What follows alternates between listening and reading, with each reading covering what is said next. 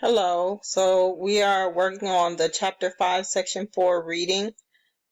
On that reading, go to the first question that says make a list of actions that the Second Continental Congress took after it met. So we're going to go up and read about the Second Continental Congress. So it says the Second Continental Congress began to govern the colonies. It authorized the printing of money.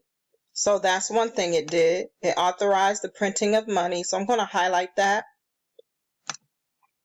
And set up a post office with Franklin in charge. And who is Franklin? Who are they talking about? What's that guy's name?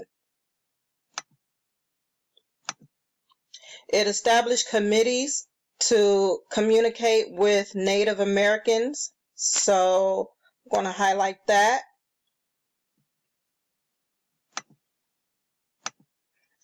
And with other countries. So actually, I need to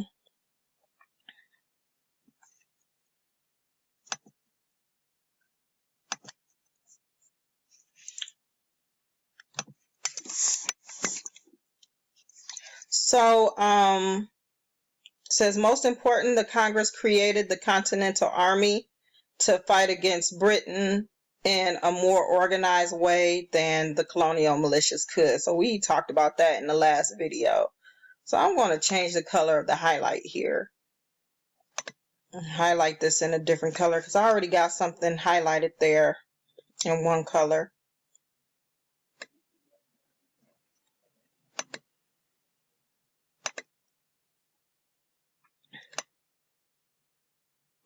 So I'm going to go ahead and just highlight that a little bit more.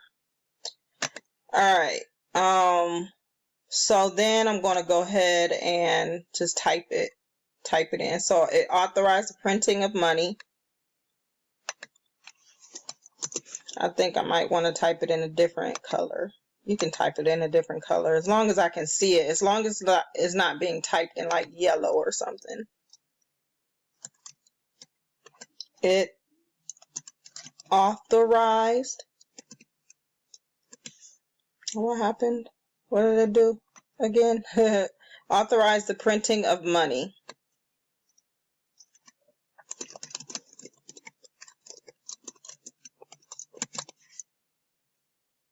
Kind of made the. All right, and then what else did it do? It set up a post office with Franklin in charge.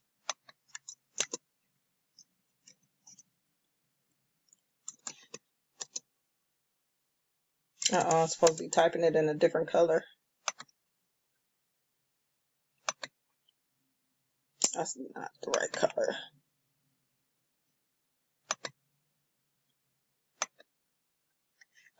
So it set up a post office. What else? So it set up a post office. It established committees to communicate with Native Americans.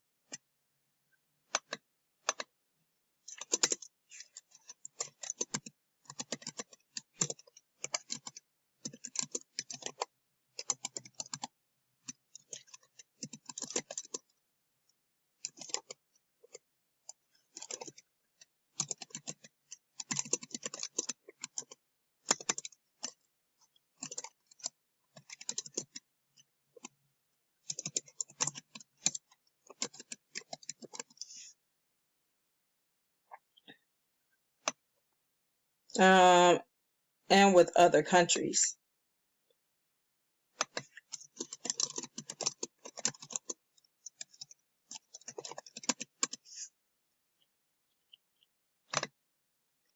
The next thing was it created the Continental Congress, the Continental Army.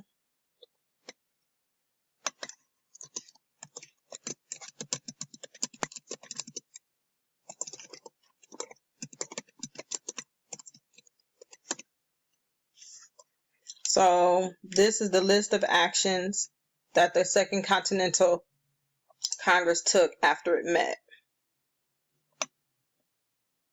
Let's make sure. Said one of Adams' recommendations to the Congress unanimously chose George Washington to be the Army's commander. So the word unanimously actually means everybody, every person who votes agrees. So, for instance, if we were in a class of 7 people, a unanimous vote would be that all 7 people would vote the same way.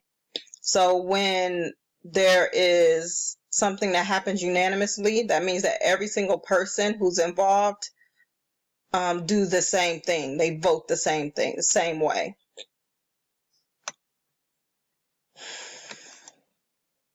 So that's it, and we don't need number 5 unless we do. Oh, yeah, no, we do need number 5. So the Congress chose George Washington to be the Army's commander. So it chose George Washington to be the Army's commander. And what army are we talking about? Which army was he the commander of?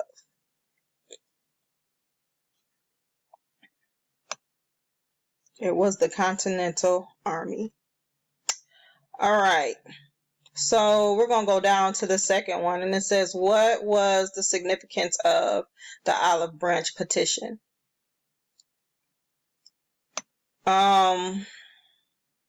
So it says that the Congress sent a petition or a formal request to George III, called it the Olive Branch Petition. It assured the king of the colonists' desire for peace and asked him to protect the colonists' rights. So what was the significance of the Olive Branch Petition? And so we're going to start by saying the significance of the Olive Branch Petition was. And so the word significance means that it's very important. So why was it so important? Well, it was important because the colonists didn't like the British because they put all those taxes on them, were treating them really mean. So the Olive Branch Petition's purpose was to tell the king, okay, we don't want to fight with you. We just want our rights. So it told the king that the colonists didn't really want to fight, but they just wanted rights. Was that it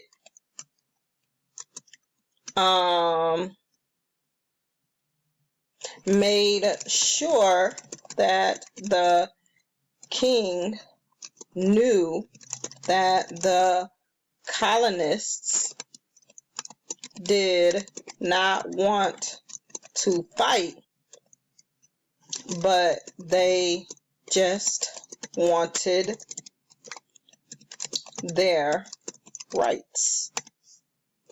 I know this because the text says,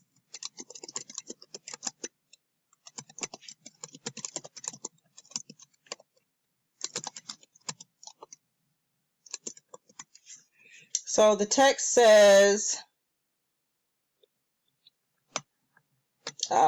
it assured the king, so we can just start right here. The Olive Branch Petition assured the king of the colonists' desire for peace and asked him to protect the colonists' rights. So I'm going to highlight that in a different color.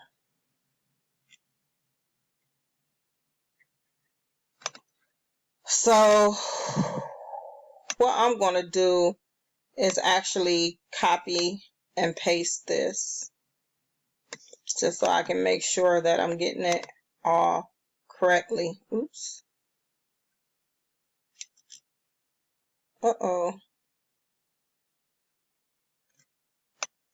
Alright, so I'm going to copy and paste this.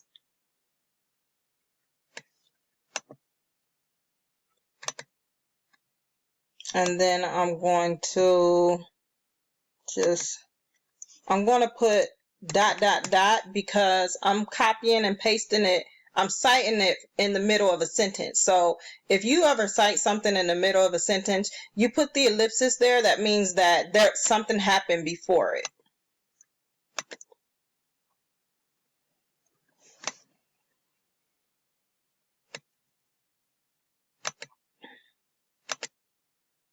Okay. And so, and actually what I can do is I can take out this it and put ...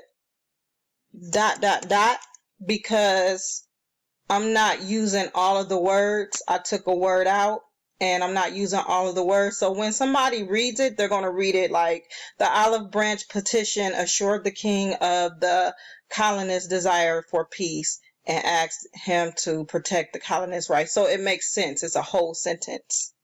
So this means, what does this mean? This means that the colonists did all they could to not go to war with the King of England. So that's everything. And then you can write your you can write this whole paragraph down below. So you can write your paragraph.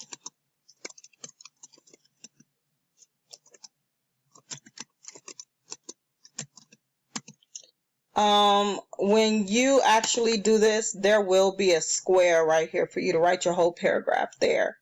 So that is all for right now. Be happy, be safe, have fun. Bye.